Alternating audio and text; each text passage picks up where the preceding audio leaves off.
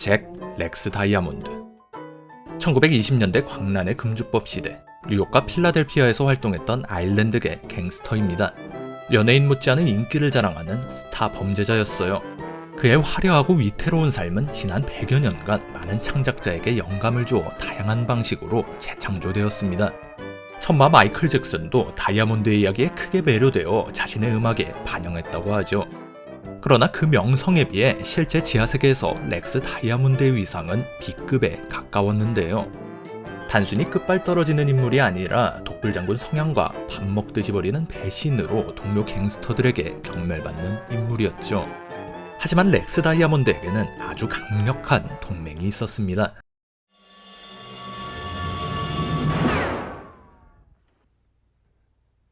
You don't know who I am. I'm Lex Diamond.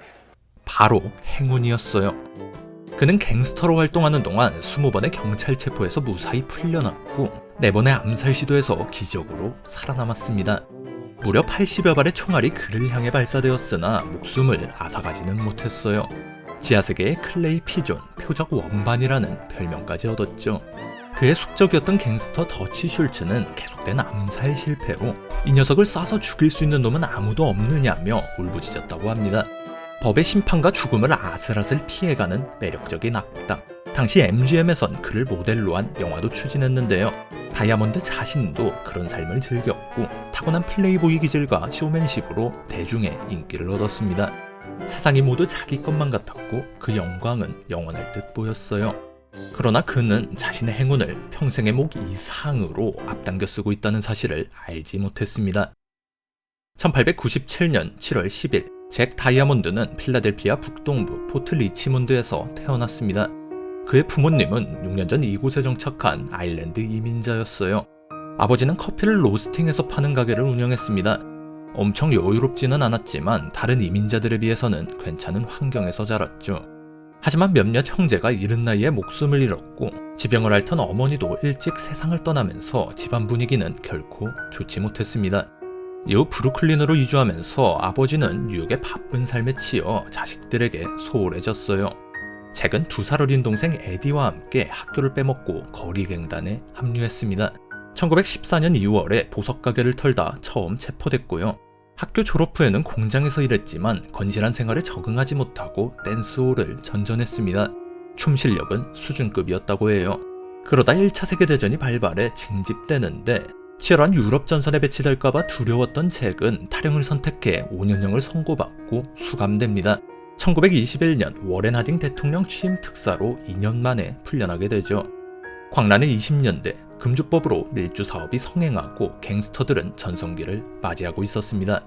다이아몬드 형제는 눈치만 보며 여기에 끼지 못하고 절도를 벌이면서 생계를 꾸렸어요. 그러다 거리에서 만난 시칠리아계 갱스터 찰스 루치아노의 의뢰를 몇 가지 해결해주며 친분을 쌓았고 루치아노의 소개로 뉴욕에서 가장 강력한 유대인 범죄범을 아놀드 로스스틴을 만나게 되는데요. 로스스틴은 사업 확장을 위해 젊고 야망 넘치는 갱스터들을 끌어모으고 있었습니다. 다이아몬드는 거기에 가장 부합하는 인재였죠. 그는 로스스틴의 밀주운송 호위 역으로 본격 지하세계에 발을 들이게 됩니다. 점차 인정을 받아 노조갈취와 마약 밀수 같은 복잡한 범죄에도 참여하며 이름값을 키워나갔어요. 로스스틴은 당대 모든 갱스터의 스승이었습니다. 그의 품위 있는 모습에 감명받아 다이아몬드도 멀끔하고 예의 바른 신사의 모습을 평생 연기했죠. 실제 모습은 신사와 아주 거리가 멀었어요. 이후 어느 정도 경험을 쌓은 다이아몬드는 독립해서 자기 사업을 꾸렸습니다. 사실 사업이라기엔 좀 뭐했는데요. 그는 외국에서 힘들게 밀주를 들여오거나 번거롭게 증류소를 만드는 일보다 훨씬 편한 방식을 찾아냈습니다. 다른 갱스터들의 밀주 트럭을 강탈해 그 라이벌들에게 팔아넘기는 방식이었어요. 당연히 이런 얌체 같은 사업은 오래가지 못했습니다. 1924년 10월 잭 다이아몬드는 평소처럼 밀주 트럭 강탈을 벌이다 적 조직원이 쏜 엽총에 맞아 중상을 입었습니다. 그 상태로 운전을 계속해 병원으로 가 목숨을 건졌죠. 이에 경찰이 어떻게 된 일인지 묻자 그는 어깨를 으쓱하며 모르겠습니다. 사람을 잘못 보고 쏜 게 틀림없어요 라고 능글맞게 빠져나갔죠. 밀주 사업이 고도화되면서 여러 갱스터는 더 큰 이익을 위해 조직을 통합하고 연합을 이루었습니다. 다이아몬드는 이런 흐름의 역행에 독자 활동을 선호했죠. 그러나 총에 맞은 뒤에는 목숨을 부지하기 위해선 동맹이 필요하다는 현실을 깨닫고 로어 맨해튼에서 밀수, 노조갈치를 운영하는 유대인 갱스터 제이콥 올겐에게 도움을 청했습니다. 다이아몬드와 척을 지지하는 몇 안 되는 인물 중 하나였어요. 제이콥 올겐도 동맹을 모아 더 큰 물에서 놀기를 원했기 때문에 다이아몬드를 자기 편으로 받아줬습니다. 잭은 올겐의 밀수 사업을 도왔고 동생 에디는 올겐의 보디가드를 맡았습니다. 올겐과 다이아몬드 형제의 동맹은 나쁘지 않았고 몇 년간 평화롭게 이어졌어요. 1927년 10월 16일 이날은 에디 다이아몬드가 휴가를 내 형 잭이 대신 올겐의 경호를 맡고 있었습니다. 둘이 맨해튼 로어 이스트 사이드 거리를 걷고 있을 때 한 무리 괴한이 이들에게 다가와 무차별 총격을 가했습니다. 올겐의 노조갈치 사업을 빼앗으려는 목적을 가진 전 부하 루이스 부컬터와 제이콥 샤피로의 소행이었어요. 올겐은 치명상을 입고 얼마 뒤 사망하고 맙니다. 잭 다이아몬드도 심장 아래 두 발의 총알이 박혀 목숨이 위험했지만 가까스로 목숨을 건졌어요. 경찰은 다이아몬드에게 사건에 대해 진술을 요구했지만 그는 범인에 대해 침묵하며 수사를 돕지 않았습니다. 사법당국은 다이아몬드가 공범이라고 의심해 집중적으로 수사했으나 어떠한 증거도 찾을 수 없었습니다. 이후 제이콥 올겐의 노조 이권은 루이스 부컬터가 가져가고 밀수 이권은 다이아몬드 형제가 차지했어요. 알짜 사업을 인수한 잭 다이아몬드는 금방 돈을 쓸어 담았죠. 여가는 클럽에서 보냈습니다. 다이아몬드는 화려한 춤 실력과 재빠른 발을 가져 렉스라는 별명을 얻었는데요. 별명에 걸맞게 적들의 습격을 빠르게 피하고 경찰의 체포에서도 미꾸라지처럼 빠져나갔죠. 그는 범죄 생활 동안 20번 이상 체포되었으나 대부분 처벌받지 않고 풀려났습니다. 뛰어난 춤 실력은 문 여성들의 마음을 훔쳤어요. 그는 남편에게 충실한 아내가 있었음에도 여러 명의 애인을 뒀습니다. 유명 쇼걸 키키 로버츠가 대표적인 정부였죠. 나이트클럽에서 보여주는 화려한 춤, 라이벌 갱스터와의 치열한 전쟁, 복잡한 여성 미력, 다양한 주제로 렉스 다이아몬드의 이름이 신문에 실렸습니다.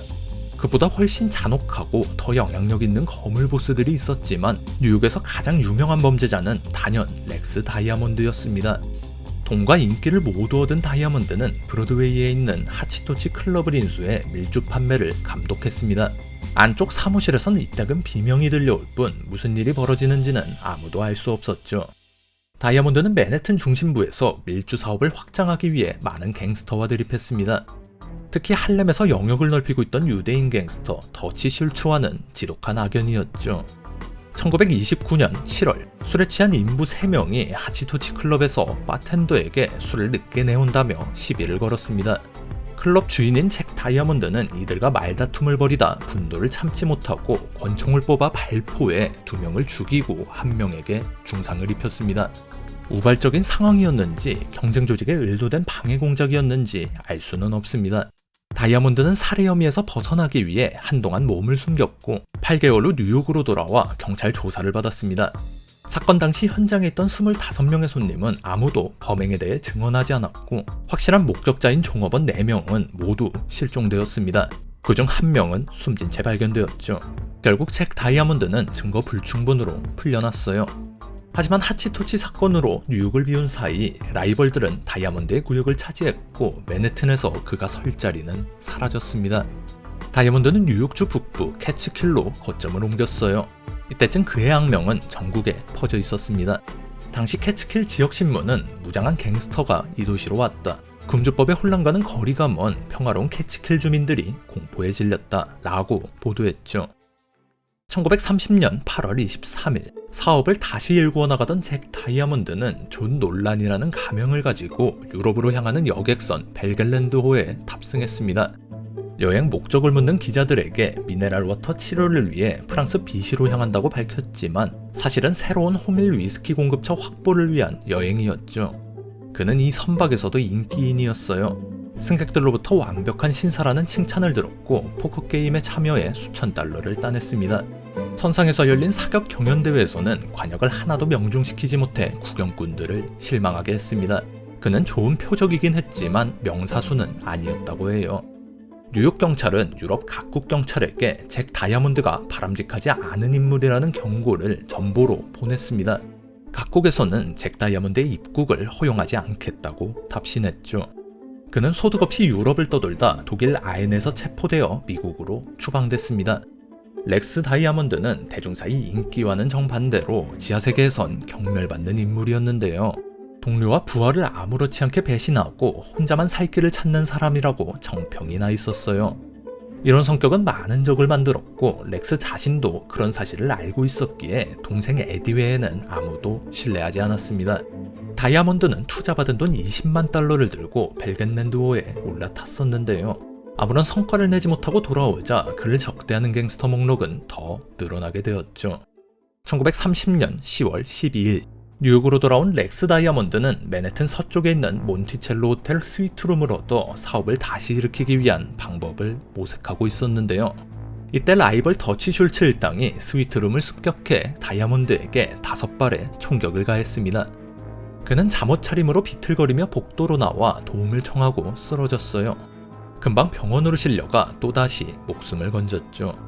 어떻게 현장에서 빠져나올 수 있었냐는 경찰관의 질문에 다이아몬드는 위스키 2잔을 마신 덕이라고 대답했습니다. 1929년 더치 슐츠는 동생 에디 다이아몬드 제거에 성공했습니다. 그러나 형 렉스 다이아몬드는 마치 불사신처럼 모든 공격을 피해갔죠. 분노한 슐츠는 부하들에게 이 녀석이 다시는 살아나지 못하게 할 녀석은 정녕 없냐라며 한탄했습니다. 1931년 4월 21일 잭 다이아몬드는 과거에 벌인 한 폭행 사건으로 체포되었습니다. 이틀 후 25,000달러 보석금을 내고 풀려나는데요. 그리고 4일 후 뉴욕주 카이로에서 동료들과 함께 식당에서 나오다 괴한들이 발사한 기관총 세례를 맞고 쓰러졌습니다. 지나가는 행인 2명이 유탄에 맞아 사망했어요. 병원으로 실려간 그는 주치의에게 아직 나를 죽일 수 있는 총알은 만들어지지 않았나 보네요 라고 농담을 던졌습니다. 다이아몬드는 이번에도 살아남았습니다. 이쯤 되면 주치의도 대단한데 다이아몬드가 입원해 있는 동안 연방금주단속 요원들은 그가 소유한 창고 2곳을 습격, 조직원 10명을 체포하고 3,000배럴 4만 병의 A를 압수했습니다. 이에 잭 다이아몬드는 내가 총을 맞을 때마다 그들은 범인을 찾는 대신 나를 체포한다라며 수사당국을 향해 비아냥댔죠. 1931년 8월 잭 다이아몬드는 밀수와 양조장 소유 혐의로 4년 유죄 판결을 받고 얼마 뒤 항소합니다. 세간에는 다이아몬드가 무적이라는 소문이 퍼져 있었고 법원 앞에서 그를 우상으로 삼는 소년들은 그들은 절대 렉스를 잡아놓지 못할 거야 라고 외쳤습니다. 다이아몬드는 배심원들에게 뇌물을 먹여 무죄 판결을 받았습니다. 그는 이게 마지막 행운이라는 사실을 알지 못했어요.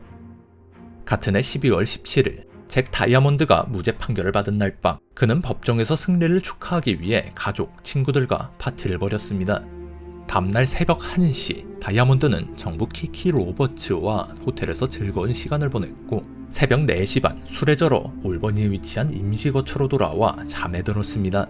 그리고 1시간 후 2명의 히트맨이 그의 방으로 침입했어요. 이들은 다이아몬드의 뒤통수에 총알 3발을 박아놓고 순식간에 달아났습니다. 그리고 잡히지 않았죠. 잭 다이아몬드가 너무 많은 적을 만들었기 때문에 수사는 큰 혼선을 겪었어요. 집주인이 달아나는 범인들을 목격했고 경찰은 범행에 사용되었으리라 추정되는 리볼버와 손전 등을 지척에서 발견했으나 수사는 전혀 진척이 없었습니다. 오랜 라이벌 더치 슐츠가 범인으로 지목되기도 했지만 맨해튼에서 철수해 이제는 경쟁 상대조차 되지 않던 다이아몬드를 죽일 동기는 많이 줄어 있었습니다. 얼마 전 뉴욕 마피아 세계를 통합하고 지하세계의 여러 골칫거리를 없애려고 했던 옛 동료 찰스 루치아노와 마피아위원회에서 그를 살해했을 가능성도 제기되었으나 폭력을 규율화하고 엄격히 통제 중이던 루치아노가 이미 사법당국의 주시를 받는 독불장군 잭 다이아몬드 때문에 굳이 손을 더럽힐 필요는 없었을 것입니다. 잭 다이아몬드의 죽음은 화제가 되었을지언정 아무런 동정도 얻지 못했습니다. 뉴욕시 경찰청장은 그의 죽음이 지역사회의 손해는 아니라고 말하며 냉소적인 반응을 보였어요. 사건이 벌어진 올버니 지역 경찰서장은 진작 죽을 놈이 이제야 죽었다며 속 시원하다는 감상을 남겼죠. 미제 사건으로 남은 잭 렉스 다이아몬드 살해 사건은 수십 년 뒤 퓰리처상 작가 윌리엄 케네디에 의해 그럴듯한 가설이 세워졌습니다. 윌리엄 케네디는 올버니 지역 민주당 정치기구를 이끌었던 데니얼 오코넬을 취재했는데요. 오코넬은 반세기 넘게 올버니를 지배했던 정치계 대부로 금주법 시기에는 지역 밀주 유통을 장악하고 있었습니다. 그런데 뉴욕 중심부에서 쫓겨난 다이아몬드가 올버니 지역 밀주이권을 탐냈고, 이런 움직임을 포착한 오코넬은 그에게 자기 구역을 넘보지 말라고 경고했습니다. 그러나 다이아몬드는 올버니에 눌러 앉아버렸고, 오코넬은 수족처럼 부리는 지역 경찰에게 다이아몬드 제거를 지시한 것이죠. 오코넬이 사건에 가담했다고 언급한 경찰 윌리엄 피츠패트릭은 얼마 뒤 경찰서장으로 승진했습니다. 공식 수사가 아닌 윌리엄 케네디의 취재와 데니얼 오코넬의 일방된 주장이지만 앞뒤가 잘 맞아떨어지고 당시 경찰의 미온적 수사 태도를 납득 가능하게 만드는 가설이죠. 1931년 12월 23일 잭 렉스 다이아몬드는 뉴욕 퀸즈 마스패스에 있는 공동묘지에 묻혔습니다. 200명에 달하는 가족과 지인이 장례식에 참석했지만 갱스터 인사는 단 한 명도 식별되지 않았죠. 다이아몬드의 정부 키키 로버츠는 애인이 죽고 뜨거운 관심을 받았지만 금방 인기를 잃었습니다. 아내 앨리스는 남편의 악명과 유명세를 이용해 돈을 벌려고 했으나 몇몇 수상한 인물과 엮이게 되었고 1933년 6월 자택에서 총에 맞아 살해되었습니다. 테이블에 커피가 3잔 놓여 있었기 때문에 안면이 있는 방문자에 의한 범행으로 추측됐으나 남편의 사건처럼 범인을 밝혀내진 못했습니다. 인생 내내 아슬아슬한 벼랑길을 걸었던 렉스 다이아몬드의 삶은 수많은 창작자에게 영감을 주었습니다. 오랜 시간에 걸쳐 영화와 드라마 에피소드, 뮤지컬 등 다양한 형태로 재창조되었죠. 렉스 다이아몬드의 이름을 쓰는 록밴드도 존재하고 시대를 풍미했던 힙합 그룹 우텐클랩 멤버 레콘도 영감을 받아 렉스 다이아몬드라는 별명을 취했습니다. 전설적인 퍼포먼스로 유명한 마이클 잭슨의 스무스 크리미널 뮤직비디오 역시 렉스 다이아몬드 이야기에 영향을 받았다고 합니다. 예전에 봤을 땐 그저 춤만 보였는데 영상을 만들면서 뮤비를 다시 감상해보니 다이아몬드의 화려하고 위태로운 삶이 엿보이는 듯 하더군요. 최악의 범죄자가 모범시민이 되었어요. 1965년 미국 아칸소주 핫스프링스. 온천으로 유명한 이곳에서 지역 명사이자 자선사업가로 알려진 오웬 빈센트 매든이 숨을 거두었습니다. 주민들은 오랜 세월 지역사회에 기여해온 그의 죽음을 애도했죠. 매든의 장례식에는 데놀프 핫스프링스 시장을 비롯해 경찰서장, 주상원의원, 검사 등 여러 고위 인사가 참석했습니다. 아마 그들은 잘 알고 있었을 거예요. 이 모범 시민이 역사의 한 페이지를 장식한 악명 높은 범죄자였다는 사실을 말이죠. 통칭 오니 매든. 1910년대 그는 최소 10명 이상의 사람을 직접 살해 혹은 살해를 지시하며 킬러라고 불렸고 1920년대에는 뉴욕의 밤문화를 지배하며 웨스트사이드의 공작이라고 불렸습니다. 1930년대 이후에는 마피아들의 휴가와 은퇴 생활을 책임지는 암흑가 대표 호텔리어로 활동했죠. 매든은 말년까지 범죄에서 손을 뗀 적이 없었어요. 그럼 그가 어떻게 모범 시민으로 신분을 세탁할 수 있었는지 오늘은 가장 거칠게 시작해 가장 편안히 생을 마감한 갱스터 오니 매든의 이야기를 들려드리겠습니다. 1891년 12월 18일 오웬 빈센트 매든 일명 오니 매든은 영국 웨스트 요크셔주 리즈에서 아일랜드 이민자 부부의 둘째 아들로 태어났습니다. 섬유 공장에서 일하던 그의 아버지는 최악의 노동 환경에서 정당한 임금도 받지 못한 채 착취당했습니다. 아버지는 가족을 데리고 미국으로 재차 이민하려는 계획을 세웠지만 목표를 이루기 전에 세상을 떠나고 말았어요. 어머니는 홀로 뉴욕으로 이주해 가정부로 일하며 돈을 벌었습니다. 오니 매든과 누이 메리, 형 마틴은 영국의 보육원에 남겨졌고 제대로 된 보살핌은 기대할 수 없었죠. 어린 시절 매든은 비둘기를 키우는 일을 유일한 낙으로 삼았습니다. 고달픈 생활 속에서 마음을 나눌 수 있는 몇 안 되는 친구들이었죠. 그런데 어느 날 한 경찰이 우연히 던진 돌에 매든이 키우던 비둘기가 죽고 말았습니다. 이는 그가 경찰과 공권력을 극도로 혐오하는 계기가 되었어요. 몇 년이 지나 어느 정도 돈을 모은 어머니는 자식들을 미국으로 데려올 수 있었습니다. 매든 가족은 뉴욕 맨해튼 서쪽 아일랜드 이민자들이 주로 모여 사는 헬스키친에 정착했습니다. 지명의 유래에는 여러 가지 설이 있지만 이곳은 부두를 끼고 있어 거친 노동자와 불황자들이 뒤섞여 사는 우범지대였습니다. 미국에서 가장 위험한 지역으로 악명이 높았죠. 그래서 지옥보다 더 뜨겁다는 의미로 지옥의 부엌, 헬스키친이라고 불렸다는 이야기가 유명합니다. 대부분 주민이 가난했고 모든 것이 부족했습니다. 어려서부터 영리했던 오니 매드는 헬스키친의 냉혹한 생태를 빠르게 파악했습니다. 갱스터는 원하는 것을 가져가고 강한 갱스터는 가진 것을 지킨다. 1900년대 헬스키친에서 가장 강력한 폭력 조직은 아일랜드계 고퍼갱단이었습니다. 이 갱단은 나름의 유소년 시스템을 구축해 소년 멤버를 대거 모집했는데요. 오니 매드는 형 마틴과 함께 여기에 입단했죠. 어린 매드는 너클과 야구 배트, 당근 같은 무기에 익숙해졌고 심지어는 권총을 사용하는 일에도 주저함이 없었습니다. 매든의 첫 범죄는 14살 때로 그는 자신이 한 남자를 곤봉으로 때리고 $500를 훔쳤다고 주장했습니다. 몇 년 후 고퍼갱단의 리더 뉴버그 갤러거가 체포되면서 조직은 세계 파벌로 나뉘게 되는데요. 매든은 터프한 스타일로 많은 추종자를 모았고 한 파벌의 리더가 되었습니다. 그의 파벌은 매든갱단 또는 10번가 갱단으로 불렸어요. 사진 뒤편 가운데 남성이 그 시절 오니 매든이에요.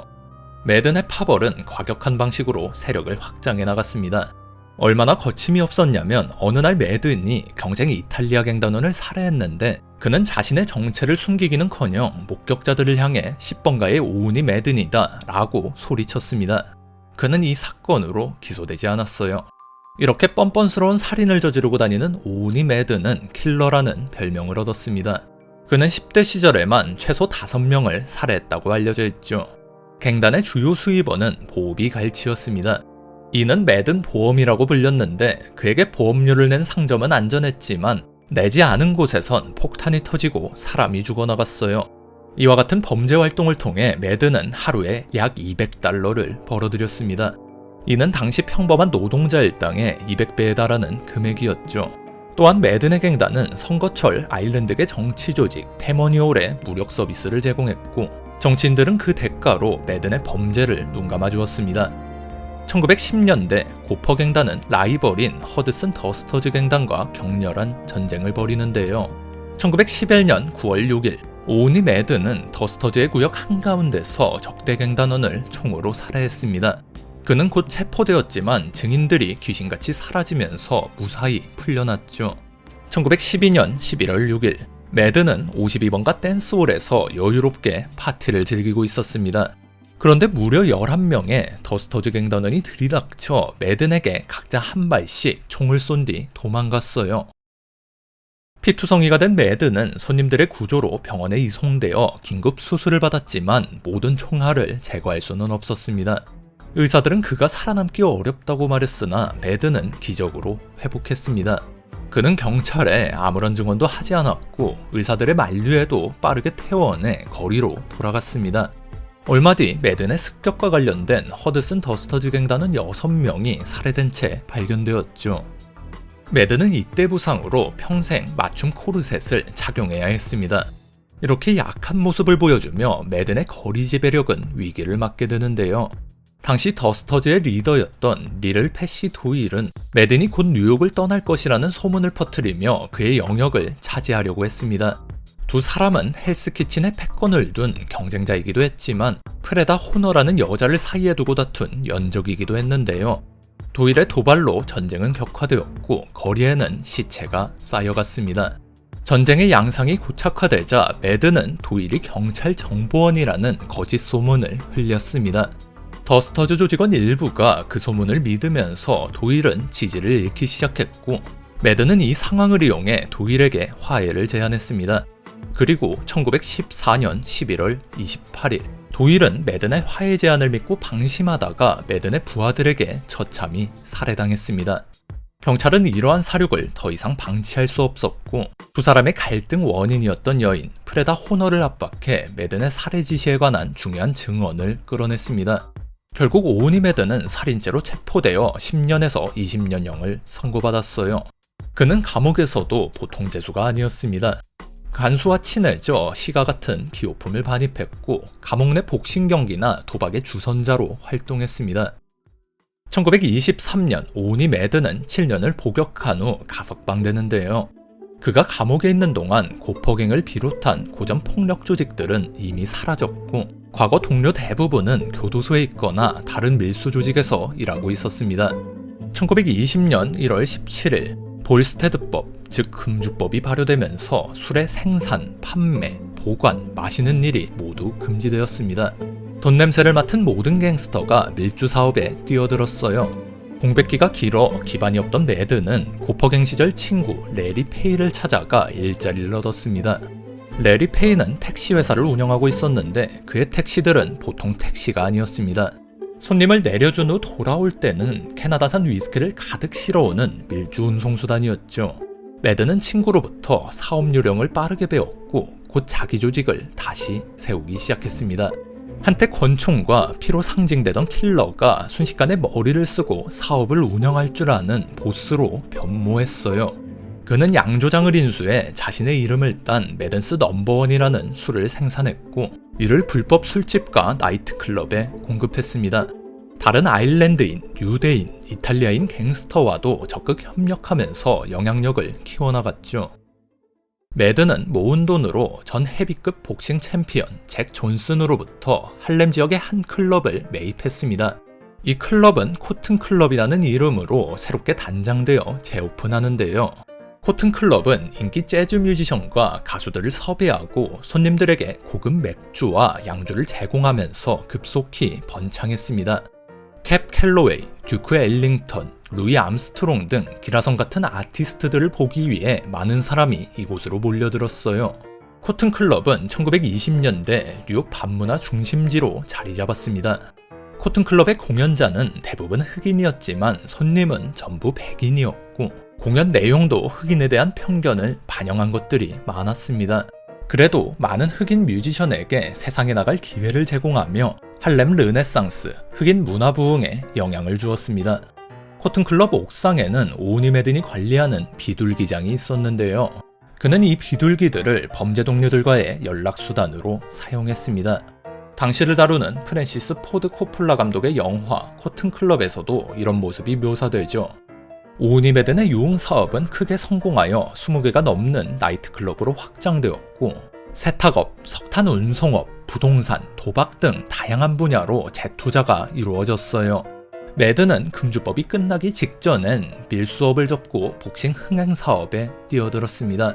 프로모터로서 프리모 카르네라, 맥스 베어 등 유명 복서들의 경기를 기획하며 성공을 거두었죠. 백만장자가 된 매드는 웨스트사이드의 공작이라는 새로운 별명을 얻으며 더욱 명성을 떨쳤습니다. 또한 테머니올의 정치검을 지미 하인즈의 지원을 받으면서 시청과 정치인들에게 많은 뇌물을 쏟아부었습니다. 매든과 아는 사람은 시장과도 아는 사이라는 말이 나올 정도였어요. 이탈리아 마피아 찰스 루치아노와 유대인 마피아 더치 슐츠도 오니 매든이 소유한 클럽의 단골 손님이었습니다. 매든은 이러한 인맥을 바탕으로 1929년 5월에 개최된 애틀랜틱 시티 컨퍼런스에 참여할 수 있었습니다. 이 회의는 미국 최초의 조직범죄 정상회담으로 여겨지며 이탈리아계와 유대인 갱스터들이 주도했지만 매든은 아일랜드계 대표로 참석한 몇 안 되는 인물 중 한 명이었습니다. 아일랜드인의 미국 이민 역사는 이탈리아인이나 유대인에 비해 이미 오래되었고 많은 아일랜드인이 군인, 경찰, 소방관 등 공직에 종사하며 주류 사회에 편입되기 위해 노력하고 있었습니다. 반면 범죄계에서 아일랜드인의 입지는 줄어들고 있었어요. 왕성한 활동을 벌이는 아일랜드계 갱스터는 나름 번듯한 사업가 행사를 하는 오니 매든을 제외하면 렉스 다이아몬드, 매드도 콜 같은 미치광이들 뿐이었습니다. 1930년대 초반 뉴욕 마피아 세계를 평정한 찰스 럭키 루치아노는 오니 매든의 아일랜드계 폭력단 대표 자리와 헬스키친 지배를 인정했어요. 이탈리아 마피아의 주도하에 뉴욕 지하 세계는 어느 정도 질서가 잡혔지만 아일랜드 갱스터 매드도 콜은 여전히 거침없이 활개치고 있었습니다. 콜은 고퍼갱단 소년 멤버 출신으로 오니 매든과도 과거 인연이 있던 인물이었죠. 콜은 일련의 사건으로 뉴욕 사회 전체를 적으로 돌리며 평판이 바닥에 떨어져 있었고 결국 매든을 협박해 돈을 뜯어내려는 무모한 시도를 벌였습니다. 매든은 유대인 친구 더치 슐츠와 손을 잡고 콜을 제거하기로 결정했어요. 1932년 2월 8일 매드도 콜은 매든에게 돈을 요구하기 위해 전화를 걸었습니다. 콜은 추적을 피할 목적으로 공중전화를 사용했지만 매든은 콜의 위치를 파악하기 위해 전화를 끊지 않고 장시간 대화를 이어갔습니다. 얼마 뒤 더치숄츠 조직 소속으로 추정되는 히트맨들이 콜을 찾아냈고 그가 숨어있던 전화부스를 향해 무자비한 총격을 가했습니다. 콜은 그 자리에서 사망했어요. 이 사건에 연루된 오우니 매든은 가석방 조건을 어겼다는 이유로 체포되어 감옥에 재수감되었고 다음에 풀려나 거리로 돌아갔죠. 1930년대 중반에 이르러 뉴욕에서 활동하는 아일랜드계 갱스터는 오우니 매든만이 남아있었습니다. 이탈리아 마피아는 자신들에게 협조적인 태도를 보이는 매든의 존재를 인정했지만 은근한 압박을 가하기 시작했어요. 이제는 40대 중반에 접어든 매든은 오래된 총상으로 인해 건강이 악화하였고 자신의 전성기가 끝났음을 절감했습니다. 결국 그는 뉴욕을 떠나기로 결심했어요. 매든이 어떤 과정으로 뉴욕을 떠났는지는 불분명하지만 럭키 루치아노, 프랭크 코스텔로 같은 마피아들과 협의해 자신의 뉴욕 재산을 모두 처분했을 것으로 추정됩니다. 이후 새로운 삶을 찾아 아칸소주 핫스프링스로 이주했어요. 이곳은 온천으로 유명한 도시로 건강이 좋지 않았던 매든에게는 요양하기에 적합한 곳이었죠. 평화롭고 아름다워 보이는 이 도시는 사실 부패한 시장 레오 맥로린의 주도로 도박, 매춘, 밀수 같은 불법 사업이 활발히 이루어지고 있었습니다. 매든은 이곳에서 지역 우체국장의 딸과 결혼하고 범죄 사업을 은밀히 운영하기 시작했어요. 뉴욕 지하세계와도 여전히 좋은 관계를 유지하면서 말이죠. 매든은 온천과 카지노를 갖춘 호텔을 열었고 이곳은 수사를 피해 도망친 갱스터나 은퇴한 마피아들을 위한 안식처가 되었습니다. 뉴욕의 거물 마피아들이 정기적으로 매든의 호텔을 방문해 여가를 즐기며 수많은 조직범죄 회의와 화해 협상이 이곳에서 이루어졌습니다. 토마스 듀이 검사에게 쫓기던 럭키 루치아노도 매든에게서 은신처와 변호사를 지원받았죠. 1942년 미국 시민권을 취득한 오우니 매든은 자선 사업에 많은 돈을 쏟아부으며 모범 시민으로 이미지 변신에 성공했습니다. 2차 세계대전 이후 미국 정부가 조직범죄 단속 수위를 높이면서 핫스프링스의 부패한 맥로린 행정부는 결국 물러나야 했지만 매든의 범죄 사업은 계속된 뇌물 공세 덕분에 여전히 번창했습니다. 마피아들은 변함없이 온천욕을 즐겼죠. 1961년 연방정부는 재차 핫스프링스의 불법 도박 사업을 조사했는데 오우니 매든은 존 맥클레런 상원의원이 주도하는 특별조사위원회에 불려가 추궁을 받았습니다. 하지만 매든은 모든 질문에 모르쇠로 일관하며 조사에서 빠져나갔죠. 그 후 오우니 매든은 조용한 여생을 보내다 1965년 4월 24일 폐질환으로 세상을 떠났습니다. 오우니 매든은 침대에서 조용히 삶을 마감한 몇 안 되는 그 시대의 갱스터 중 한 명이었죠. 그가 처음 뉴욕에 발을 들였을 때와는 달리 아일랜드계 미국인들은 주류 사회에 완전히 녹아들고 있었습니다. 1920년대 초 미국 시카고의 한 꽃집은 밀려드는 주문으로 눈코 뜰 새 없이 바쁜 나날을 보냈습니다. 밀주의권을 둘러싼 마피아 전쟁으로 수많은 사람이 목숨을 잃었고 그들의 장례식에 보내질 화환 주문이 끊이지 않았기 때문이죠. 그런데 장례식 꽃 공급을 독점하다시피 하던 이 꽃집은 사실 범죄 조직의 본부였습니다. 꽃집 주인의 이름은 딘 오베니언, 악명 높은 아일랜드계 갱스터인데요. 마피아의 대명사인 알 카포네와 그의 스승 조니 토리오의 라이벌이었죠. 수십 명의 사람을 살해했거나 살해를 지시했다고 추정되지만 단 한 번도 처벌받지 않은 강력한 보스였습니다. 오베니언은 경쟁자들과 함께 1920년대 시카고가 범죄 도시라는 이미지를 갖게 하는데 큰 영향을 미쳤습니다. 냉혹한 범죄 보스이면서도 아름다운 꽃을 사랑하는 플로리스트, 이 독특한 캐릭터는 여러 갱스터 영화의 모티브가 되기도 했습니다. 지금으로부터 정확히 100년 전 오베니언은 자신이 사랑하는 꽃에 둘러싸여 잔혹한 죽음을 맞이했는데요. 과연 이 꽃집에서 무슨 일이 벌어졌는지 오늘은 세상에서 가장 무서운 꽃집 주인 딘 오베니언의 이야기를 들려드리겠습니다. 1892년 7월 8일 찰스 딘 오베니언은 일리노이주 중부의 작은 마을 마로아에서 태어났습니다. 그의 부모님은 아일랜드에서 이민 온 가톨릭 신자들이었죠. 아버지 찰스 오베니어는 농사, 페인트공, 이발사 등 다양한 일을 하며 열심히 가족을 부양했습니다. 그러나 아내가 결핵에 걸리면서 집안 사정은 급격히 나빠졌습니다. 오베니어는 아픈 어머니를 위해 매일 편지를 쓰고 꽃을 가져다주는 효자였다고 하죠. 1901년 어머니의 죽음은 딘과 그의 아버지에게 큰 충격을 주었습니다. 아버지는 슬픔을 이겨내고 새로운 일자리를 찾기 위해 아들을 데리고 시카고로 이주했습니다.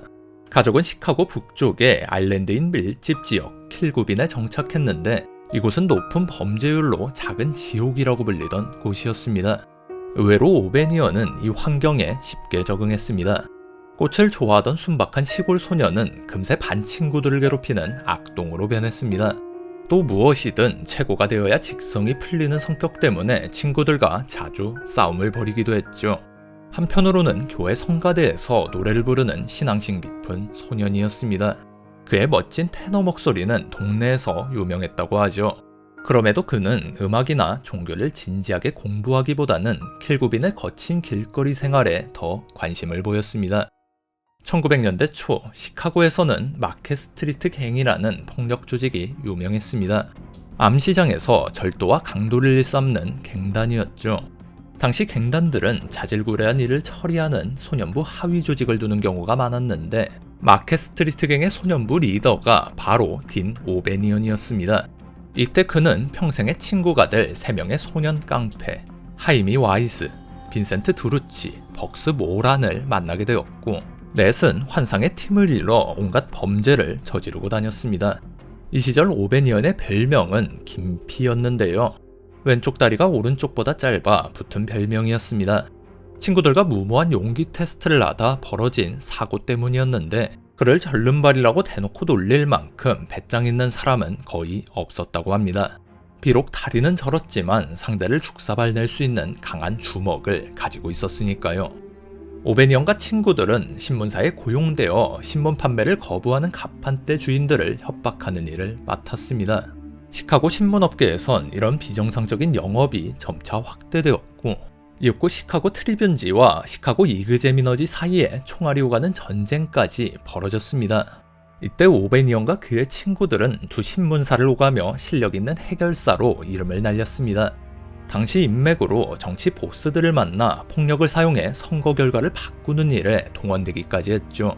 딘 오베니언은 1909년과 1911년 각각 강도 혐의와 총기 소지죄로 체포되었는데 이 두 번이 그가 감옥에 간 마지막이었습니다.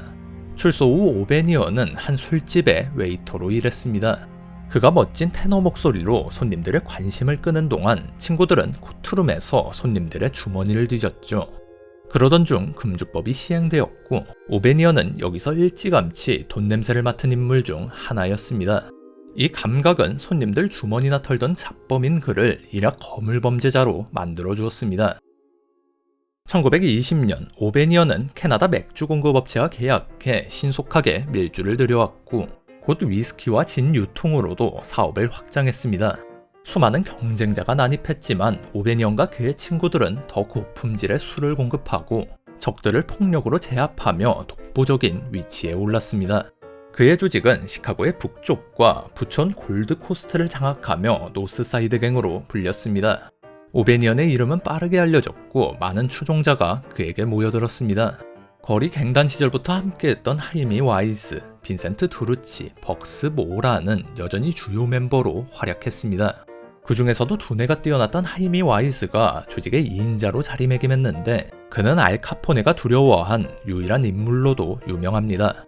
노스사이드 갱은 3년간 밀주 유통으로 현재가치 수천만 달러에 이르는 수익을 올린 것으로 추정됩니다.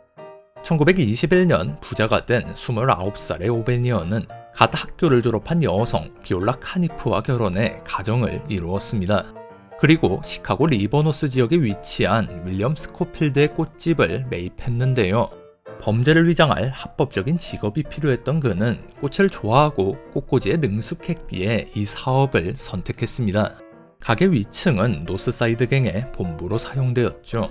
그의 꽃집은 합리적인 가격에 고품질의 꽃을 대량으로 공급했기 때문에 마피아들의 장례식에 자주 이용되는 곳이었습니다.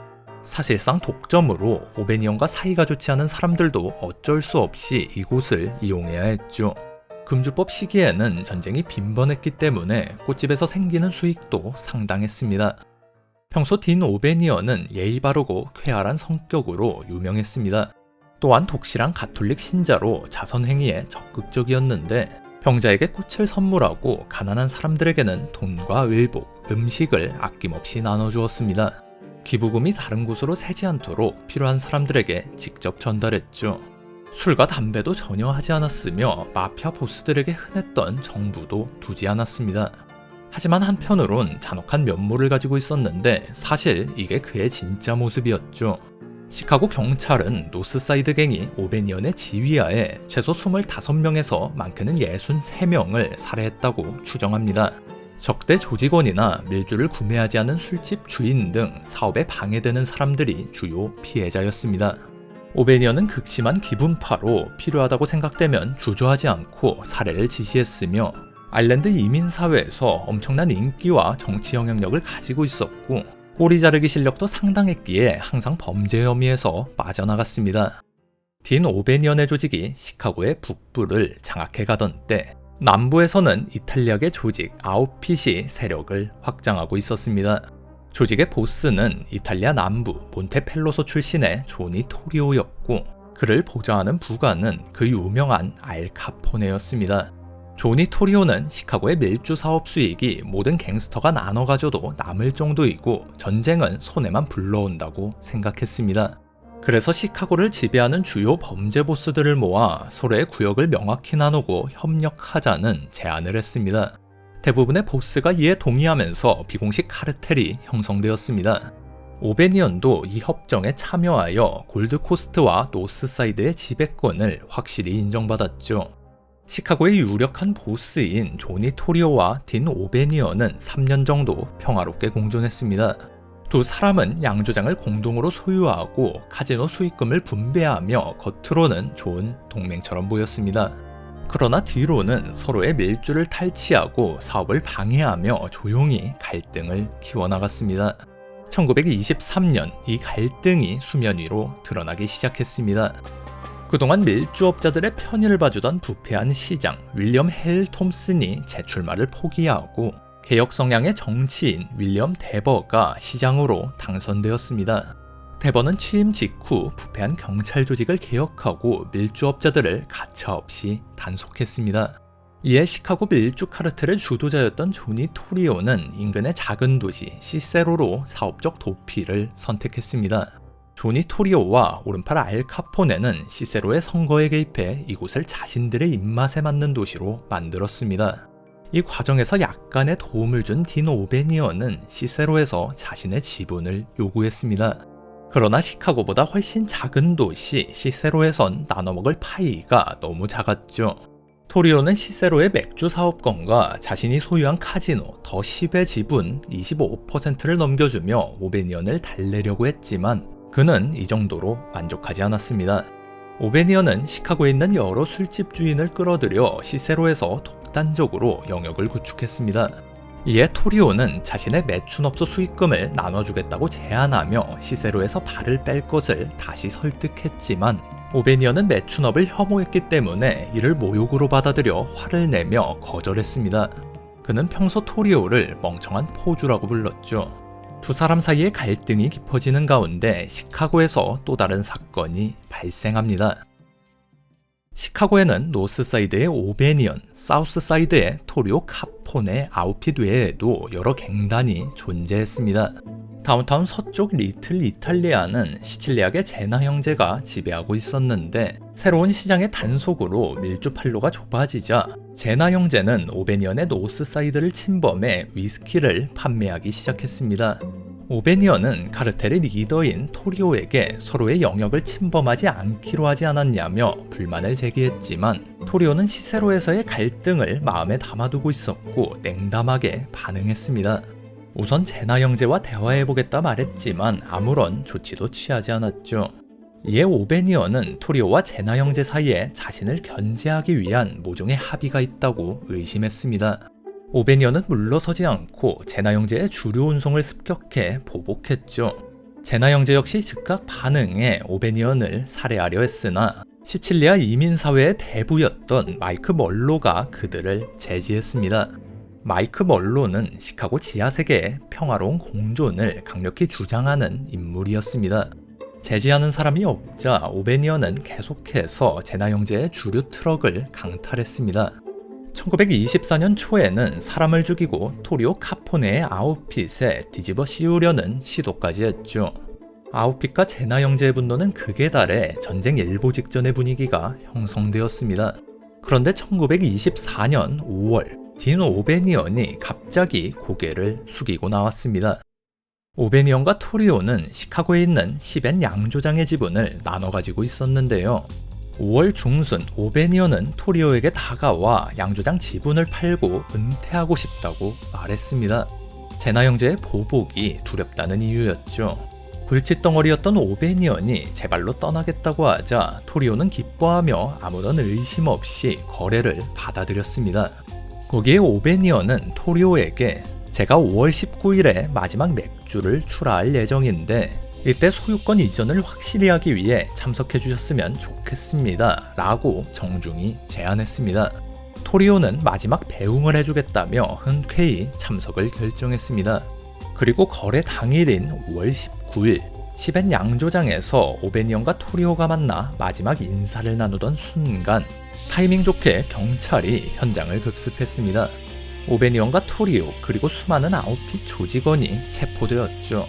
금주법 위반으로 이미 전과가 있던 토리오는 자신과 조직원 6명의 보석금으로 많은 돈을 지출해야 했고 앞으로의 재판 결과에 따라 징역을 살 가능성도 있었습니다. 반면 오베니언은 밀주 관련으로 첫 번째 체포였기 때문에 벌금만 내고 무사히 풀려날 수 있었습니다. 오베니언은 토리오가 지분 거래에서 넘겨준 돈을 돌려주기를 거부했고 시카고를 떠나지도 않았습니다. 그제야 토리오는 자신이 속았다는 사실을 깨달았죠. 오베니언은 경찰의 단속 사실을 미리 알고 있었고 마침 껄끄러운 상대인 알 카포네가 살인 혐의로 자리를 비우고 있었기 때문에 토리오까지 완전히 제거하여 사우스사이드를 차지하려고 했습니다. 격분한 토리오는 제나 형제에게 연락해 함께 오베니언 암살을 논의했습니다. 하지만 이번에도 시칠리아 사회의 대부인 마이크 멀로가 그들을 제지했습니다. 또한 토리오 자신도 시카고 지하세계의 평화를 위한 카르텔을 주창했던 사람이었기에 자신의 대의를 위해서라도 이 모욕을 감수할 수밖에 없었죠. 1924년 가을 거칠 것 없던 범죄 보스 딘 오베니언은 정치 입문까지 꿈꾸었습니다. 그의 선거에서 그는 밀주 사업에 온건한 태도를 보이는 의원 여러 명을 지원하며 상당한 인맥을 확보했고 다음 선거에서 자신의 이름을 투표용지에 올릴 계획까지 세웠습니다. 그러나 그 꿈은 이루어지지 못했죠. 1924년 11월 3일 딘 오베니언은 제나 형제의 막내 안젤로 제나와 전화로 격렬한 논쟁을 벌였습니다. 오베니언과 토리오 카포네의 아웃핏이 함께 소유한 카지노 더 10에서 제나 형제가 빚을 지고도 갚으려 하지 않았기 때문이죠. 카포네 측에선 정중히 빚을 갚으라고 요구했지만 오베니언은 전화로 인종적 모욕까지 섞어가며 제나를 몰아붙였습니다. 이 모욕에 제나 형제는 크게 분노했습니다. 시칠리아인들은 지옥에 나가라. 오베니언이 제나 형제에게 던진 말이었지만 정작 죽음을 맞이한 시칠리아인은 오베니언을 비호하던 마이크 멀로였습니다. 1924년 11월 8일 그동안 조직한 전쟁을 막아왔던 마이크 멀로가 암으로 사망했습니다. 오랜 시간 분노를 쌓아온 토리오 카포네와 제나 형제를 제지할 사람은 더 이상 없었죠. 이들은 은밀히 회합을 가졌습니다. 11월 9일 조니 토리오, 알 카포네, 제나 형제는 오베니언의 꽃집에 마이크 멀로의 장례식에 보낼 근조 화환을 주문했습니다. 시카고에서 이 정도의 대량 주문을 처리할 수 있는 곳은 자신의 꽃집밖에 없었기에 오베니언은 의심 없이 주문을 받아들였습니다. 같은 날 브루클린의 갱스터 프랭키 예일도 오베니언의 꽃집에 직접 방문해 화환을 주문했습니다. 프랭키 예일은 과거 조니 토리오가 시카고에서 권력을 잡을 때 도움을 준 암살자로 이번 방문은 오베니언을 제거하기 전 매장의 구조를 파악하려는 목적이었습니다. 11월 10일 아침 오베니언은 꽃집 작업실에서 쏟아지는 주문을 처리하기 위해 열심히 꽃을 다듬고 있었습니다. 공교롭게도 그의 경호원은 숙취로 인해 출근하지 않은 상태였습니다. 곧 전날 꽃을 주문한 프랭키 예일과 2명의 남자가 가게로 들어왔습니다. 함께한 2명은 존 스칼리스와 엘버트 안셀미로 제나 형제 측 사람들이었죠. 오베니언은 그들이 꽃을 찾으러 왔다고 생각하고 아무런 의심 없이 환영하며 프랭키 예일과 악수를 했습니다. 그런데 예일의 악수는 조금 이상했습니다. 절대 놓지 않겠다는 듯 오베니언의 손을 강하게 쥐어잡았죠. 바로 양옆의 스칼리스와 안셀미는 한 발 물러서서 당황한 오베니언의 몸에 총을 발사했습니다. 범인들은 오베니언이 바닥에 쓰러지자 뒤통수를 향해 확인 사살한 뒤 재빨리 현장에서 벗어났습니다. 도주 차량의 운전자는 제나 형제 중 둘째인 마이크 제나로 추정되고 있습니다. 오베니언은 항상 몸에 총을 지니고 다녔지만 그놈의 악수 때문에 속수무책으로 당할 수밖에 없었습니다. 사건 직후 시카고 경찰은 조니 토리오와 알 카포네를 유력한 살해 지시자로 생각해 체포했으나 아무런 증거를 찾지 못해 금방 풀어줄 수밖에 없었죠. 또한 뉴욕으로 돌아가려던 유력한 용의자 프랭키 예일을 경찰서로 연행했지만 그는 총기 허가증을 소지하고 있었고 시카고에는 마이크 몰로의 장례식에 참석하기 위해 왔으며 오베니언이 살해되던 시각에는 식당에서 식사했다는 거짓 알리바이를 제시해 무사히 뉴욕으로 돌아갔습니다. 주요 증인인 꽃집 점원은 총격이 벌어졌을 때 가게 뒤쪽 작업 공간에 있던 탓에 상황을 제대로 목격하지 못했다고 증언했습니다. 프랭키 예일과 스칼리스, 안셀미가 여러 정황상 진범으로 여겨졌지만 매수된 경찰들과 외압으로 인해 진상을 밝혀낼 수 없었습니다. 결국 오베니언 살해 사건은 미제 사건으로 남게 되었죠. 오베니언의 장례식은 전날 거행된 마이크 몰로의 장례식보다 훨씬 성대하게 치러졌습니다. 정치인을 포함한 수천 명이 참석해 그의 죽음을 애도했습니다. 은과 청동으로 만든 관만 1만 달러에 달했고 주변은 수천 달러어치의 꽃으로 장식되었습니다. 또한 관 근처에는 가구업자 알 브라운이 보낸 화환이 있었는데 알 브라운은 알 카포네의 가명이었습니다. 오베니언은 부하들에게 상당히 존경받는 보스였습니다. 오랜 세월을 함께한 하이미 와이즈, 빈센트 드루치, 벅스 모라는 뻔뻔하게 장례식에 참석한 적들을 분노의 눈빛으로 바라보았습니다. 얼마 뒤 2인자였던 하이미 와이즈가 노스사이드 갱단의 보스 자리에 올랐습니다. 조니 토리오는 노스사이드 갱단의 충성심을 과소평가하고 있었습니다. 오베니언보다 합리적이었던 하이미 와이즈가 화해를 청해올지도 모른다고 기대했죠. 하지만 하이미 와이즈는 곧바로 토리오에게 전쟁을 선포했습니다. 맥주 전쟁이라고 불리는 이 전쟁은 첫 1년 동안만 100여 명의 사망자를 냈습니다. 그야말로 피로 피를 씻는 전쟁이었죠. 조니 토리오와 알 카포네도 살해 시도에서 겨우 목숨을 건졌고 전쟁에 지친 토리오는 카포네에게 조직을 물려주고 시카고를 떠났습니다. 제나 형제도 6명 중 3명이 사망하고 겁에 질려 시카고에서 도망쳤죠. 조직을 이어받은 알 카포네는 1926년 하이미 와이스를 제거하고 1929년 7명의 노스사이드 갱단원을 한 번에 몰살시킨 성 발렌타인데이 대학살을 벌이고서야 완전히 주도권을 잡을 수 있었습니다. 이처럼 딘 오베니언의 죽음은 남은 1920년대 전체에 걸쳐 시카고 지하세계에 막대한 영향을 끼쳤습니다. 꽃과 총을 동시에 손에 쥐며 자신의 방식대로 시대를 풍미한 범죄자 딘 오베니언. 독특한 그의 성격은 1930년대 많은 갱스터 영화 캐릭터의 모티브가 되기도 했습니다. 이 딘 오베니언이 지하세계에 남긴 큰 유산이 하나 있는데 바로 톰슨 기관단총입니다. 1924년 여름, 아직 기세등등하던 시절의 오베니언은 아내와 함께 콜로라도 한 목장에서 긴 휴가를 보냈습니다. 그는 그곳에서 목장주들이 맹수를 쫓기 위해 톰슨 기관단총을 사용하는 모습을 보고 감명을 받아 새 자루를 구입해 시카고로 돌아왔습니다. 오베니언이 얼마 뒤 사망하면서 직접 사용하진 못했지만 그가 사온 톰슨 기관단총은 사우스사이드의 총잡이 프랭크 맥걸레인에게 넘어갔습니다. 맥걸레인은 이 총을 라이벌 보스 스파이크 오도넬을 공격하는 데 사용했습니다. 살해 시도는 실패했지만 이는 시카고 역사상 최초로 톰슨 기관단총이 사용된 사건이었습니다. 그 후 톰슨 기관단총은 알 카포네를 비롯한 시카고 갱스터들이 선호하는 무기가 되었고 시카고 타자기 등의 별명으로 불리며 마피아의 상징이 되었습니다. 어디서도 환영받지 못했던 갱스터가 있습니다. 같은 범죄자들마저도 그와 손잡기를 꺼렸죠. 아동 살해자, 미친 개, 이런 추악한 별명들이 그의 삶을 대변합니다. 그의 이름은 빈센트 콜. 훗날 매드독이라고 불리게 되는 그는 1908년 아일랜드 도니골 지방의 작은 마을 그위도어에서 태어났습니다. 이곳은 아름다운 풍경을 자랑하는 마을이었지만 기회와 일자리는 턱없이 부족했어요. 가장 주목받는 사업은 이민 사업이었죠. 빈센트 콜이 태어나고 1년 뒤 그의 가족은 더 나은 삶을 찾아 미국으로 이민을 떠납니다. 뉴욕 브롱스의 좁은 집에서 대가족이 모여 살았는데 그곳에서의 삶은 녹록지 않았습니다. 거리에선 범죄가 만연했고 부모님의 봉급은 대가족을 먹여 살리기에 턱없이 모자랐습니다. 그나마 공기는 좋았던 그위도어에서의 삶보다 나아진 게 별로 없었죠. 가난과 열악한 환경 속에서 콜은 어머니와 여러 형제를 병으로 잃었고 아버지마저 남은 형제를 버리고 집을 떠났습니다. 콜은 가톨릭 교회에서 운영하는 고아원에 보내졌지만 여기서 자주 말썽을 일으키고 탈출을 시도했어요. 고아원과 학교를 벗어난 콜은 뉴욕에서 이름난 고퍼갱단에 합류했습니다. 그는 교과서에선 흥미를 느끼진 못했지만 범죄 기술은 빠르게 익혔습니다. 10대 중반의 나이에 노점상들에게 보호비를 요구했고 저항하는 이들에게는 잔인하게 보복했습니다. 탑클래스 비행소년이었죠.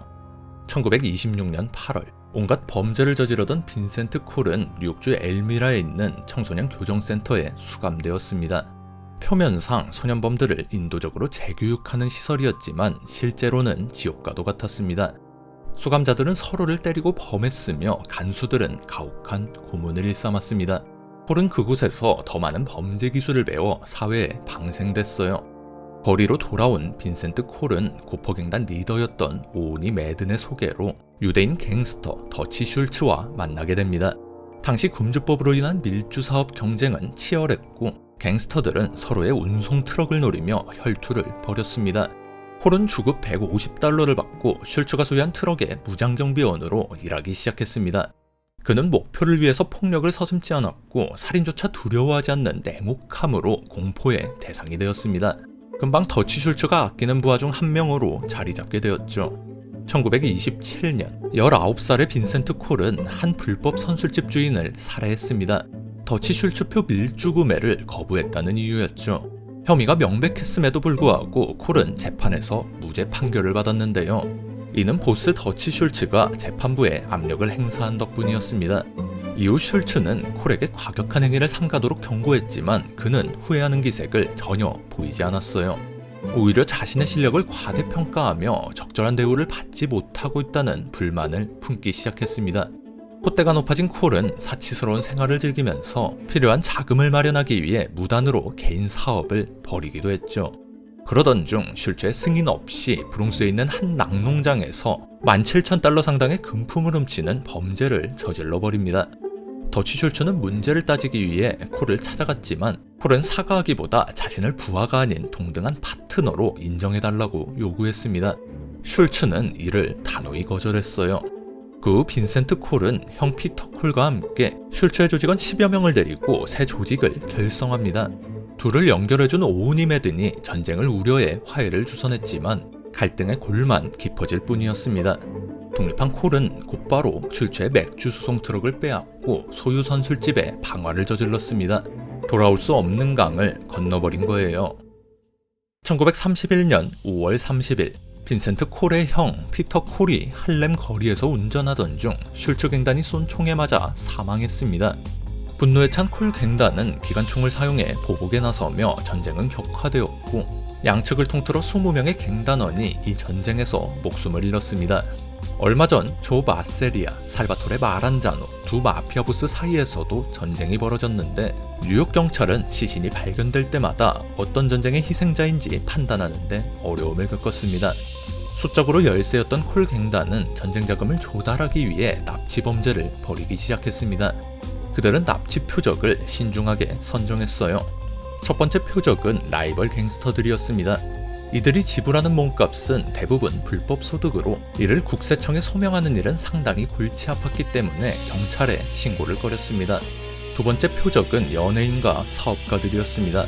그 중에서도 심약한 사람들을 주로 노렸죠. 이들은 경찰에 신고할 경우 갱단의 살해 대상이 될지도 모른다는 두려움 때문에 피해 사실을 철저히 숨겼습니다. 빈센트 콜은 나치 범죄로 어떠한 처벌도 받지 않았고 많은 돈을 벌어들였어요. 더러운 범죄 수법에서 알 수 있듯이 콜은 결코 인기 있는 인물은 아니었습니다.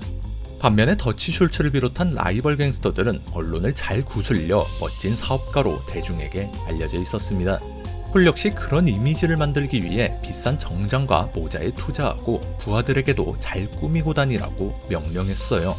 훤칠한 키와 타고난 자신감을 가진 콜은 어느 정도 대중의 관심을 끌었지만 그의 갱단은 이미 잔인함으로 악명이 높았기 때문에 이미지를 개선하기는 역부족이었습니다. 같은 아일랜드계 이민자들을 위한 자선 행사를 벌이기도 했지만 행사에서 그와 대화를 나눈 모든 사람은 두려움과 불신을 숨기지 않았습니다. 1931년 7월 28일 빈센트 콜의 이미지를 완전히 나락으로 떨어뜨리는 사건이 발생합니다. 이날 더치 슐츠의 부하 밀수꾼 조셉 라우가 한 사교 클럽 주변을 거닐고 있었는데 공교롭게도 몇 명의 아이들이 그 주변에서 놀고 있었어요. 일설에 따르면 조셉 라우가 콜갱단이 자기 목숨을 노린다는 정보를 입수하고 거리의 가난한 아이들에게 돈을 뿌리며 그들을 방패로 이용했다고도 전해지는데요. 그런 상황에서 주변에 한 차량이 멈춰서더니 라우와 경호원 2명을 향해 기관총을 난사했습니다. 라우는 필사적으로 몸을 던져 목숨을 건졌으나 주변에 있던 무고한 아이 4명이 크게 다쳤고 그중 5살 꼬마 마이클 벤젤리가 목숨을 잃었습니다. 이 사건이 신문에 보도되자 분노한 뉴욕 시민들은 빈센트 콜을 베이비 킬러라고 비난했습니다. 뉴욕시장 지미 워커는 그에게 매드독이라는 영원히 남을 별명을 붙였죠. 여론이 악화되고 경찰 수사가 시작되자 매드독 콜은 머리를 염색하고 수염을 길러 자취를 감췄어요. 빈센트 콜은 도주 중 또 다른 악명 높은 아일랜드계 갱스터 잭 렉스 다이아몬드에게 접근해 동맹을 맺으려 했습니다. 그는 뉴욕 밖에서 밀주를 유통하는 합작 사업을 제안하며 큰 돈을 벌 수 있다고 설득했지만 다이아몬드는 그 제안을 거절했습니다. 한때 콜이 자신의 목숨을 노린 적이 있었기 때문이죠. 렉스 다이아몬드 역시 잦은 배신과 돌발 행동으로 지하세계 대표 아웃사이더였지만 화려한 쇼맨십과 스타성 덕분에 최소한 대중의 인기는 얻고 있었습니다. 반면 빈센트 콜은 어느 사람도 상종을 꺼리는 인물이었어요. 상황이 이 지경에 이르자 콜은 이익만 된다면 뭐든지 한다는 자신의 추악한 명성을 이용하기로 합니다. 마침 마피아 전쟁에서 승리해 최고 위치에 오른 보스 살바토레 마란자노가 잔혹한 집행자를 필요로 하고 있었습니다. 마란자노는 자신의 집권을 도왔지만 불편한 관계에 있던 2인자 찰스 루치아노를 제거할 필요가 있다고 판단했습니다. 그는 악명 높은 매드독 콜을 고용해 그 제거 임무를 맡겼어요. 하지만 광범위한 정보망을 가진 루치아노는 이 사실을 금방 눈치챘고 역으로 마란자노 암살 계획을 세웠습니다. 1931년 9월 10일 마란자노는 루치아노를 자신의 사무실로 불러들였는데요. 자신을 살해할 목적임을 확신한 루치아노는 미리 훈련시켜둔 암살자들을 국세청 요원으로 위장시켜 마란자노의 사무실로 보냈습니다. 정부 요원을 사칭한 이들에 의해 마란자노의 경호원들은 자연스럽게 무장 해제되었고 암살자들은 무방비 상태의 마란자노를 칼로 여러 번 찌른 후 총으로 마무리했습니다. 암살자들이 임무를 끝내고 사무실을 떠날 때 마침 마란자노에게 호출을 받고 찾아온 빈센트 콜과 마주치게 됩니다. 일촉즉발의 상황이었지만 콜은 재빨리 사태를 판단해 그들과 충돌하지 않고 마란자노에게 받은 선수금만 챙겨 달아났죠. 1931년 10월 4일 뉴욕 경찰은 브롱스의 한 호텔에서 빈센트 콜을 아동 살해 혐의로 체포했습니다. 재판은 2달 뒤에 시작되었는데 콜은 유명 변호사 사무엘 라이보비츠를 고용해 재판을 유리하게 이끌어갔습니다. 반면에 사법당국이 가진 무기는 허술한 증인 1명뿐이었죠. 빈센트 콜은 이렇게 주장했습니다. 그때 나는 현장에서 몇 마일 떨어진 곳에 있었고 적들이 나에게 누명을 씌웠다. 아이를 죽인 사람은 내가 아니다. 아이를 죽인 놈의 목을 끊어주고 싶은 심정이다. 사건 현장에서 콜의 얼굴을 봤다는 유일한 목격자 조지 브레이트는 범죄와 정신병 이력 그리고 다른 재판에서 위증을 저지른 전력이 밝혀졌습니다. 그의 증언은 신빙성을 잃었고 결국 빈센트 콜은 무죄를 선고받았습니다. 빈센트 콜이 분별력 있는 인물이었다면 풀려난 직후 뉴욕에서 떠나 한적한 곳으로 몸을 피했을 것입니다. 비슷한 처지였던 렉스 다이아몬드가 뉴욕 중심부에서 밀려났음에도 계속 주변을 기웃거리다 최근 살해되었기 때문이죠. 이 사건에서 콜은 무언가를 배웠어야 했습니다. 하지만 그는 패션 디자이너 로티 크라이스버거와 화려한 결혼식을 올리고 사치스러운 생활을 이어갔습니다. 곧 돈이 떨어지자 다시 납치 범죄를 벌이기 시작했어요. 오은이 매든과 같은 거물급 갱스터의 부하들이 희생양이 되었죠. 더치 슐츠와 오은이 매든은 빈센트 콜의 목에 $50,000 현상금을 걸었습니다. 슐츠는 브롱스의 경찰서를 당당히 찾아가 콜을 죽인 자에게 웨스트체스터에 있는 저택을 주겠다고 제안하기도 했습니다. 매든은 도시 곳곳에 정보원을 심어 콜의 움직임을 파악했죠. 1932년 2월 1일 매든은 콜과 그의 갱단원들이 브롱스의 한 아파트로 들어가는 모습이 목격됐다는 소식을 듣고 곧바로 기관총으로 무장한 3명의 히트맨을 파견했습니다.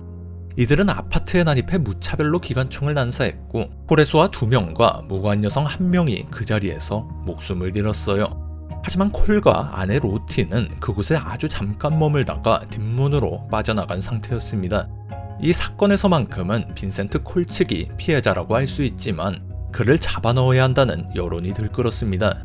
무차별 총격은 다시 뉴욕 거리에 공포를 불러일으켰고 사람들은 이러한 폭력의 근본 원인이 매드도 콜의 활동 그 자체에 있다고 판단했습니다. 습격이 벌어진 지 일주일 뒤인 2월 8일 빈센트 콜은 아내와 함께 오니 매든을 대상으로 한 범죄를 모의했습니다. 콜은 매든에게 연락해 $50,000를 요구하며 돈을 내놓지 않으면 그의 친인척을 납치하겠다고 협박했어요. 콜은 전화 추적을 피하고자 공중전화를 사용했지만 매든은 통화를 끊지 않고 대화를 이어가며 시간을 벌었고 정보원들이 금방 콜의 소재를 파악했습니다. 얼마 뒤 히트맨들이 공중전화가 있는 약국 앞에 도착했어요.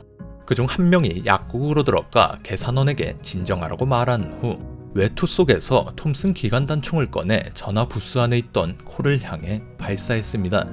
빈센트 콜은 벌집이 되어 현장에서 즉사했습니다. 겨우 23살의 나이였죠. 콜의 시신에서는 15발의 총탄이 발견되었습니다. 빈센트 콜의 장례식은 그 화려한 삶과는 대조적으로 매우 초라하게 치러졌습니다. 오직 아내 로티 콜만이 진심으로 그를 애도했죠. 빈센트 콜은 몇 달 전 살해된 형 피터 콜의 묘비 옆에 묻혔습니다. 보통 갱단 보스의 장례식에는 수십 대 차량이 행렬을 이루지만 콜의 장례식에는 단 4대의 차량만이 등장했습니다. 하나는 빈센트 콜의 관을 실은 차량, 또 하나는 그의 가족을 태운 차량, 그리고 나머지 2대는 감시하는 형사의 차량과 전 보스이자 숙적인 더치 슐츠가 보낸 화환을 실은 차량이었습니다. 슐츠의 화환에는 소년들로부터라는 메시지가 적혀 있었죠. 빈센트 콜 살해 사건은 일반적으로 그에게 원한을 가진 많은 사람에 의한 공동작전으로 여겨집니다. 살해 당시 콜의 경호원이 저항하지 않고 가게 밖으로 순순히 물러났기 때문에 부하들이 적들과 사전에 내통하고 있었을 가능성도 제기되었죠. 결과적으로 빈센트 콜의 죽음으로 체포된 사람은 아무도 없었습니다. 미망인 로티는 몰락한 남편의 갱단을 이어가려고 했습니다. 1933년 그녀는 2명의 갱단원과 함께 보석상을 털었고 그 과정에서 한 여성을 살해한 혐의로 체포되었습니다. 수감된 그녀는 남편을 죽인 사람들에게 자신도 살해될까 두려워 가석방 후에도 감옥을 떠나기를 거부했다고 하며 그 이후 행적은 알려지지 않았습니다. 금주법 시대에 걸출한 갱스터들이 넘쳐났지만 거리에서 기관총을 무차별로 쏘아대는 미친개 빈센트 콜이 남긴 인상은 그 누구와도 비교할 수 없을 만큼 독보적이었습니다. 빈센트 콜의 이야기는 뉴욕 시민들에게 큰 충격을 안겼고 그의 삶은 수많은 소설과 영화로 제작되었습니다.